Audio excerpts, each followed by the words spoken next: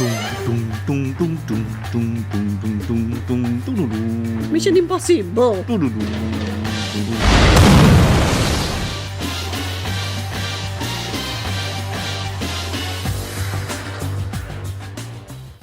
Standby. 3, 2, 1, action.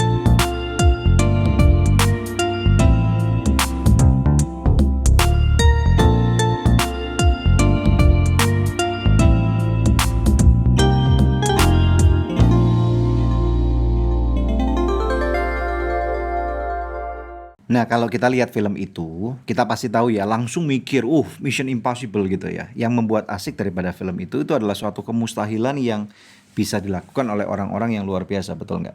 Kamu suka nggak sih film itu?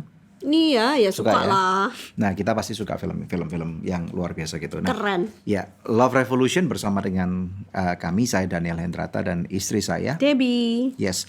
Nah, kita tahu nih ya, pada waktu kita menikah nih, sejatinya kita itu kalau menikah nggak punya misi itu berbahaya banget.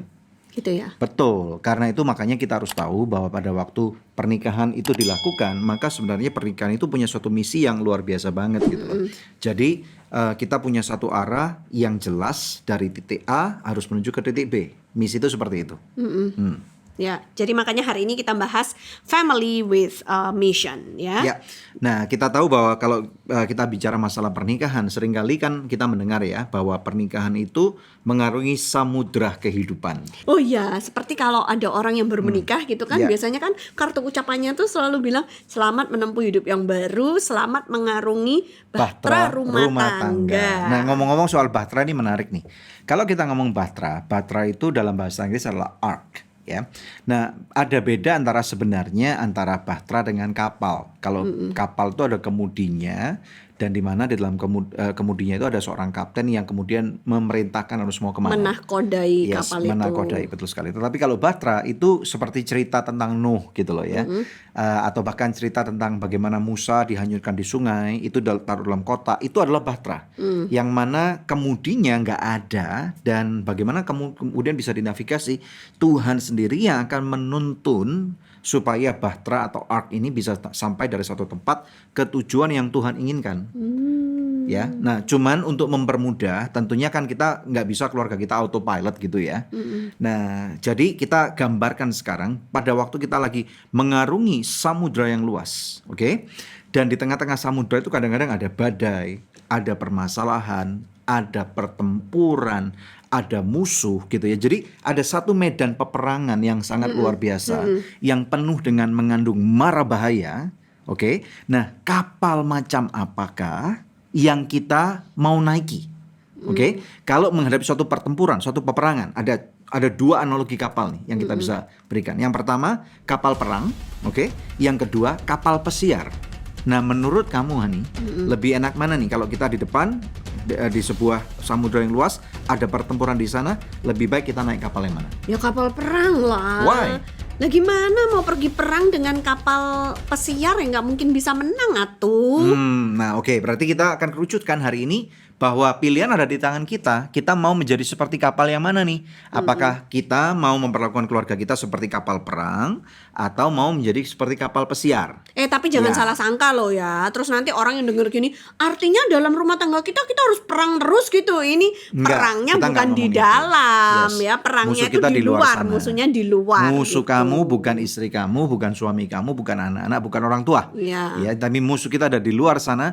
Makanya itu this is talking about family with a mission, untuk Iya. mengalahkan musuh dan Iya. mencapai destinasi yang Tuhan kehendaki di dalam pernikahan dan keluarga kita Ya, gitu ya. musuhnya itu kan si jahat yang selalu berusaha untuk merusak Yes. rumah tangga kita gitu kan, merusak suami, merusak istri, merusak anak-anak, merusak generasi gitu kan. Jadi makanya keluarga kita punya misi untuk menyelamatkan generasi, untuk Betul. mempengaruhi dunia Betul, ini betul. dengan Bahkan values yang baik. juga mempersiapkan anak-anak kita untuk bisa engage kepada masa depan mereka dan destinasi mereka. Yuk kita lihat dulu, ada dua gambaran nih, yang satu kapal perang, yang satu kapal pesiar atau Tapi cruise ship. ngomong-ngomong boleh juga kan naik kapal pesiar Boleh kapan-kapan. dong. Cuman kita memang belum pernah nih ya. Sekali-sekali kalau Betul. liburan gitu Pengen kan. banget. Terus terang saya belum pernah ajak istri saya ataupun keluarga saya naik kapal pesiar. Ingin banget. Kapal pesiar tuh katanya konon kalau kita lihat brosurnya atau browse di di internet katanya mewah banget gitu ya. Apalagi yang misalnya sampai bintang 5, bintang 6 gitu ya. Mahal banget ke sana. Itu hotel itu seperti hotel mengapung, ada mall mengapung, ada bioskopnya, ada kolam renang, ada permainannya luar biasa, makanannya 3 kali 4 kali sehari full on board buffet gitu ya, menarik Untuk banget. liburan boleh, Yes. tapi nggak mungkin kan kita liburan terus lama-lamanya. Yes, nggak mungkin dong ya. Karena kita siap atau nggak siap, musuh tetap akan nyerang kita, kan Alright. gitu, dengan cara yang bagaimanapun juga Betul, gitu ya. betul. Jadi Ya, kita lebih lihat nih, baik sekarang. kita mempersiapkan keluarga kita untuk menghadapi peperangan tersebut, Betul. gitu ya. Yuk kita lihat daripada yang pertama, kita lihat bandingin head to head ya. Kalau kapal perang tentunya didesain dengan satu desain yang very streamline ya untuk menembus badai. Kemudian bahkan pinggir-pinggirnya itu bahannya bahkan mungkin beberapa tahan peluru. Pelurunya bukan peluru yang kecil-kecil 9 mm tapi peluru yang gede-gede gitu ya. Yang bahkan harus kadang-kadang menghindari ranjau, menghindari badai yang luar biasa banget. Tetapi kalau kapal pesiar tidak didesain seperti itu dan dia cenderung lebih lebar, lebih tambun gitu ya. Jadi nggak lincah nih. Nggak lincah gitu ya. Dan ini istilahnya memang bisa menerjang badai, tetapi kalau badainya keras banget dia akan memilih untuk menghindar. Dan kemudian tinggal di port, pelabuhan gitu ya. Tetapi kalau kapal perang, yuk ada badai dan tujuannya ke sana menyelamatin bangsa negara, ada musuh, Tetap tembak maju. bos, sikat terus gitu ya. Nah itu seperti itu. Apalagi Ya. Kamu ingat gak sih kita itu pernah mengunjungi museum ya di Amerika waktu itu ya. Kita pergi melihat kapal induknya mereka yang sudah Yes. dipensiunkan. Apa tuh Yes. namanya? USS Midway. Iya. Di suatu kota yang namanya San Diego di California, di southern part of California. Ini keren banget. Karena di Indonesia kita tahu bahwa Indonesia sampai dengan hari ini memang belum punya kapal induk ya. Oh, belum punya. Belum punya. Indonesia belum pernah memiliki kapal induk satupun. Yakin? Yakin Padahal kita negara maritim loh. Yes, kalau kapal selam Indonesia punya beberapa. Ya, tetapi kapal induk ini lain, it's a different class gitu ya. Nah, kapal induk Museum USS Midway ini keren banget karena ada beberapa deck gitu ya, dan keren banget kalau ke sana. Kemudian kita harus beli tiket, naik, kemudian ngelihat Besarnya itu loh. gede banget, 10 kali lebih gede daripada lapangan bola. Capek ya jalannya. Yes. Dan di sana itu mereka bawa kalau nggak salah sekitar 70 pesawat tempur. Wih. Yes. Yuh. Dipimpin oleh seorang laksamana muda, kemudian ada semua ya istilahnya peralatan tempur, kemudian mereka adalah orang-orang yang sangat terlatih, keren banget gitu ya. Dan kemudian istilahnya pada waktu kita mencoba naik ke atas decknya itu di mana pesawat itu akan berangkat, wah keren banget. Itu mind blowing banget. Saya pribadi wah amazing banget gitu ya, my dream Seneng came dia. true. Yes, untuk bisa ngelihat ke sana Iya. gitu. Nah, kenapa sih keluarga kita itu harus diibaratkan kayak kapal perang gini? Ya kan mungkin ada yang bertanya gitu. Soalnya keluarga kita itu adalah tempat pelatihan. Kita tuh harus mau berlatih gitu loh ya.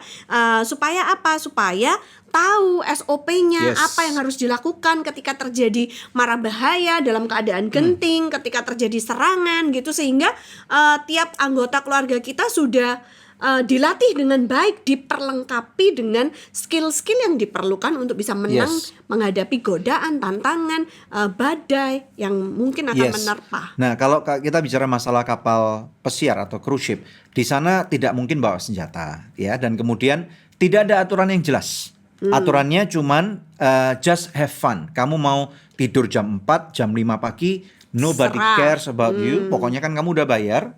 Kemudian kamu mau makan pagi jam 1 siang juga nobody cares, ya terserah kamu. Kamu nggak makan juga monggo, silakan. Kamu mau mabuk-mabukan, silakan. Kamu mau ngedrugs, silakan. Yang penting pokoknya kamu nggak ganggu orang lain. Jadi istilahnya ada banyak keegoisan di dalam kapal pesiar. Ini maaf kata gitu Tapi ya. kalau kapal perang, Nggak bisa. schedule-nya tuh semua kan diatur dan there hidupnya harus has teratur. to be order, tatanan yang clear. Kapan naik, kapan turun, schedule-nya mulai dari jam 5 pagi, shift-nya udah diatur, 24 jam itu nggak bisa sembarangan. Tidur Order. jam berapa, mati Yes. lampu gitu-gitu Betul, ya. makannya kalorinya berapa, lemaknya berapa, olahraganya berapa, semua diatur. Dan ini luar biasa banget. Jadi satu lagi yang perlu kita tahu bahwa pada waktu dia udah berlayar, dua-dua berlayar nih ya, antara kapal perang, kapal induk dulu deh ini ya, dan kapal pesiar. Mungkin bisa sama besarnya nih, karena saya dengar beberapa kapal pesiar yang gede banget yang terbaru itu gedenya luar biasa. Dan kalau dia lagi jalan ke tengah samudra sendirian. Kapal pesiar. Yes, kapal pesiar sendirian dan dia seakan-akan tidak perlu yang lain di dalam kemegahannya. ada banyak hingar-bingar di sana. Tetapi kalau kapal induk nggak bisa sendirian. Kapal induk tidak akan pernah traveling alone. Jadi Yes, dia akan selalu punya rombongan yang cukup besar. Karena apa? Medan pertempuran yang kuat tidak bisa dijalanin sendiri. Satu, memang harus ada tatanan, harus ada pelatihan, harus ada siapa yang memimpin dan siapa yang dipimpin. Tetapi kemudian rombongannya keren banget nih. Ada kapal-kapal kecil-kecil di depannya, ada yang bawa logistik, makanan. Ada yang bawa misalnya mungkin amunisi yang lain. Atau mungkin kapal perusak atau destroyer, frigate lainnya yang akan menembak musuh terlebih dahulu. Jadi ini membuktikan bahwa ternyata kita hidup nggak bisa sendirian. ini kaitannya apa sekarang dengan keluarga? Dengan keluarga kita hidup di dunia ini nggak bisa sendirian. Tuhan udah desain manusia sebagai makhluk sosial. Dan keluarga kita untuk bisa Menang peperangan. mencapai dalam mission impossible atau family with a mission tadi itu. Perlu keluarga-keluarga yang lain yang support. Exactly. Keluarga kita. Kalau keluarga kita tentu perlu, misalnya contoh sahabat-sahabat kita yang punya apa? Tahu nggak? Values yang sama. Yes, values yang sama, visi yang serupa, supaya apa? Kita tahu bisa saling mendorong. Kadang-kadang kita kan juga lemah. Ya kan? Benar. Kadang-kadang orang yang misalnya ada di samping kita, mereka yang lemah, mereka berantem, ribut suami istri, kemudian mereka lapor ke kita bantu, kita omongin, kita coach lagi, kita doakan, kemudian kita tegur, oh kamu nggak boleh gitu, kamu sembarangan nih istri, atau suami kamu sembarangan nggak boleh Iya. gitu.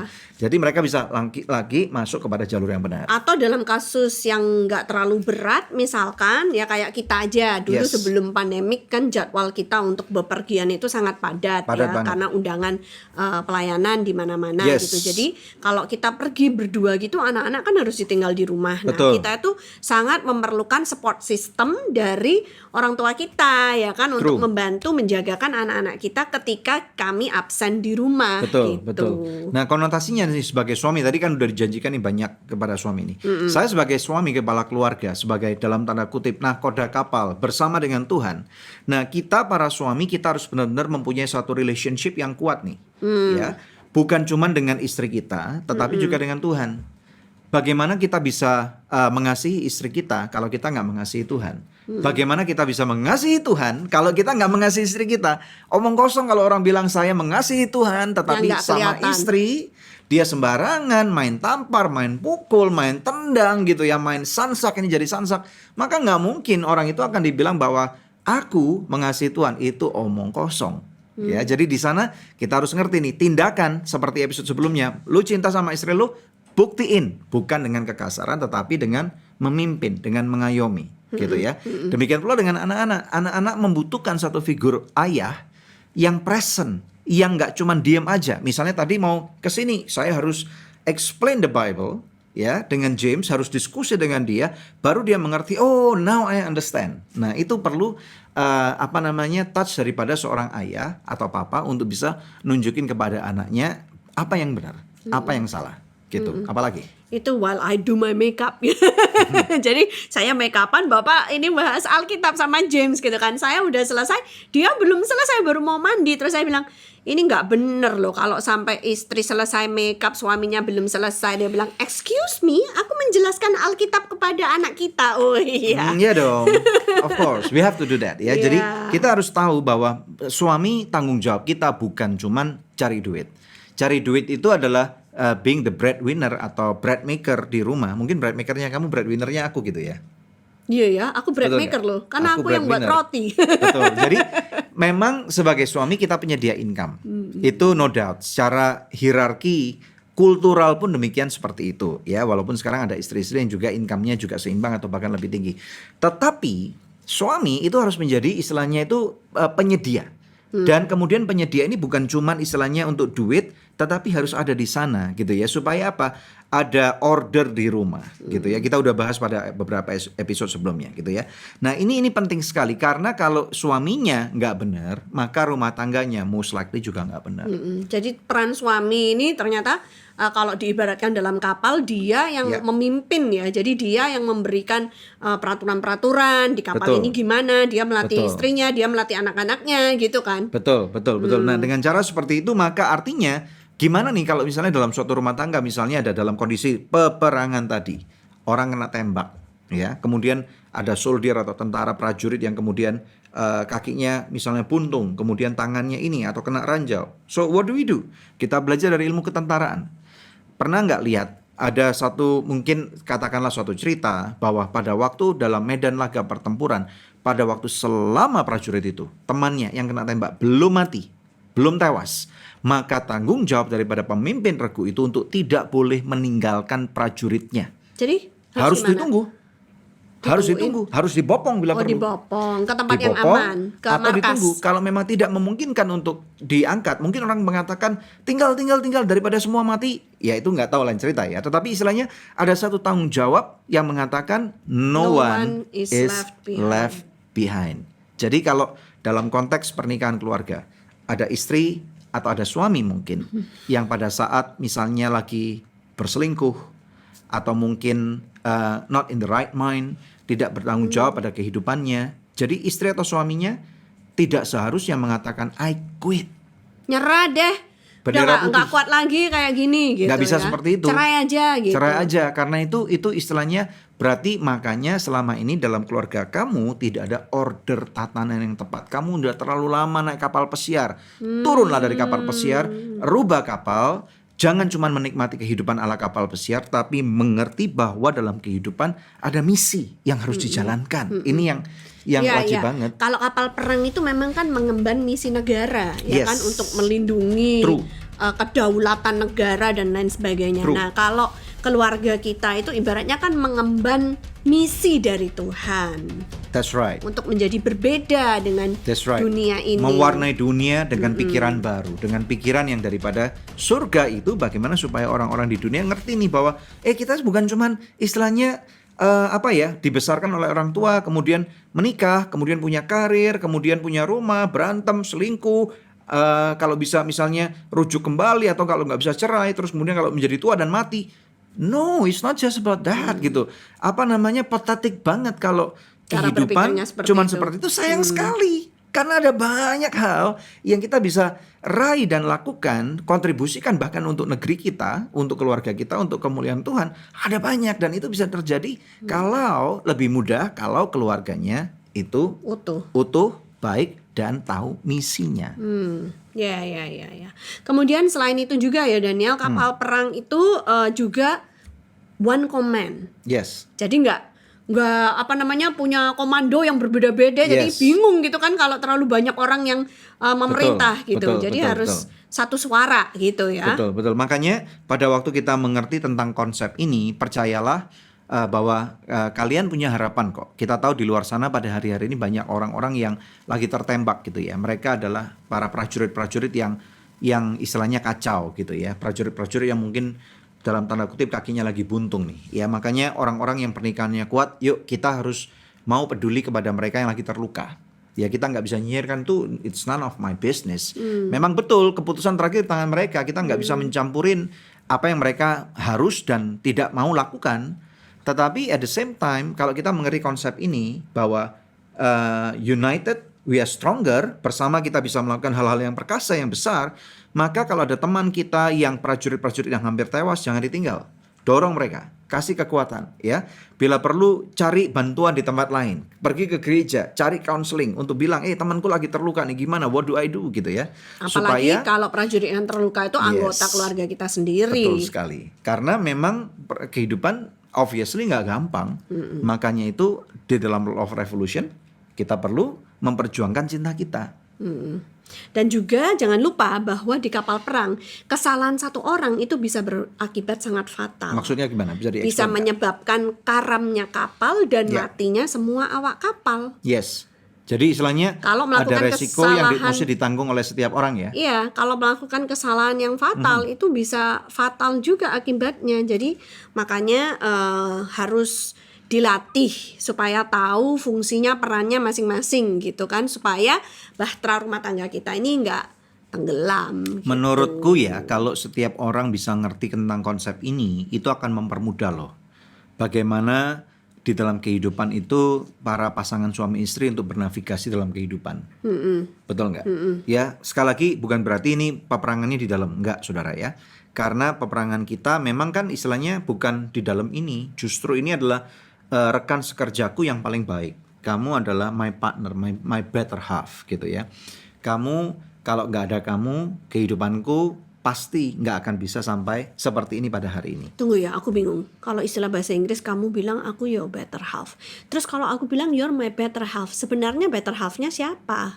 Ya, each other. So without us together, we Nggak will jadi, never be we better. will never be complete, we will never be one gitu. True. Makanya itu kita bukan lagi dua, tetapi menjadi satu.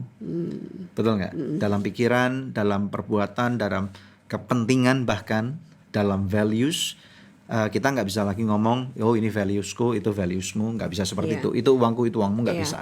Jadi balik ke tadi ya, satu komando itu artinya mengerti hierarki. Jadi harus ada tatanan di dalam rumah tangga kita. Dan kalau kita tahu bahwa suami kita itu yang memimpin di kapal kita ya, dengan dinahkodai oleh Tuhan. Jadi suami bekerja sama dengan Tuhan gitu kan, untuk membawa kemana keluarga kita ini. Sebagai istri ya kita harus support, anak-anak harus ikut gitu. Maka terjadi order di dalam rumah tangga kita. Jangan sampai kalau suami istri ribut terus karena nggak ngerti hierarki. Contoh macam apa yang kita berikan sama anak-anak kita itu, teladan macam apa yang kita berikan gitu. Atau bahkan celakanya ada orang-orang yang tidak tahu dan tidak sadar, mereka nggak naik kapal pesiar, mereka nggak naik kapal perang, mereka naik kapal karet.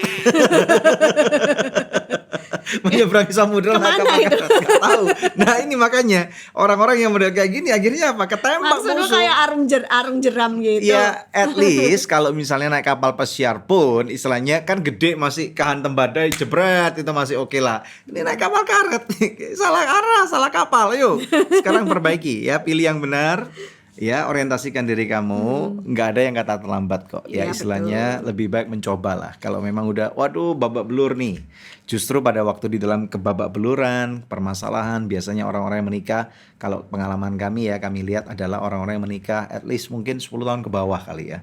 Yang antara tahun pertama, Itu masih penyesuaian diri. penyesuaian 5 tahun, 10 tahun, ini ribut banget gitu ya. Dan karena pernikahan itu kompleks, it takes a lot of work. Apalagi kalau suami-suaminya masih belum mengerti visinya apa buat keluarga ini, misinya apa dari Tuhan yang diemban, itu kayak keluarga ini mau dibawa kemana sih? I think dua-dua lah. I think dua-dua karena it takes two to tango, mereka bilang. Right? Ya tapi kan ini episode buat suami. Iya, of course, tapi maksudnya still it takes two to tango.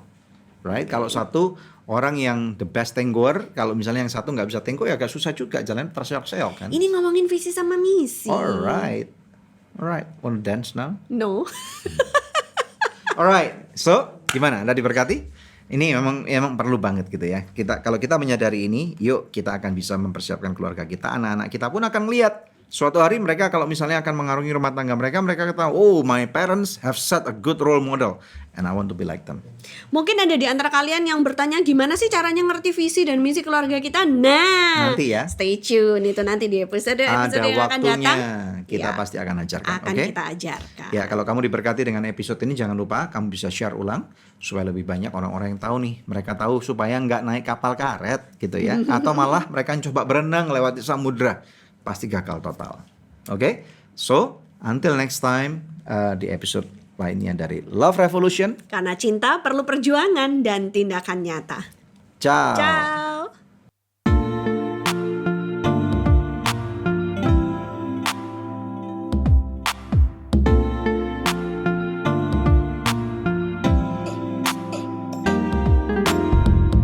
Terima kasih sudah tune in di podcast Love Revolution.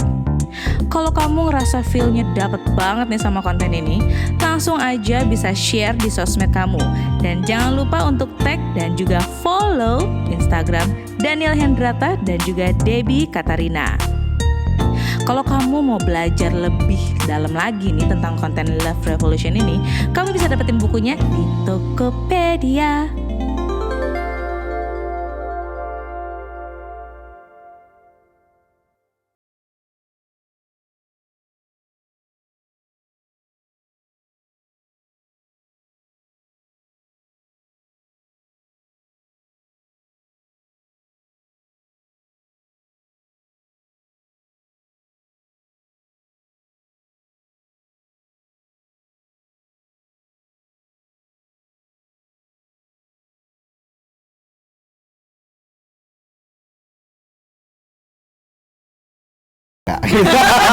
Karena gini loh, kadang-kadang aku lihat kamu itu amazed banget karena kan Kok aku wanita nggak tahu kalau kamu sering lihat aku dan amazed? serius. It's my first love, what I'm dreaming of. When I go to Karena di dalam perbedaan itu kita bisa menemukan persamaan. Bineka Cinta Tunggal kasih. Ika. Oh ya, berbeda-beda tetapi tetap satu. Anda menyaksikan Love Revolution bersama dengan kami. Karena cinta perlu perjuangan dan tindakan nyata.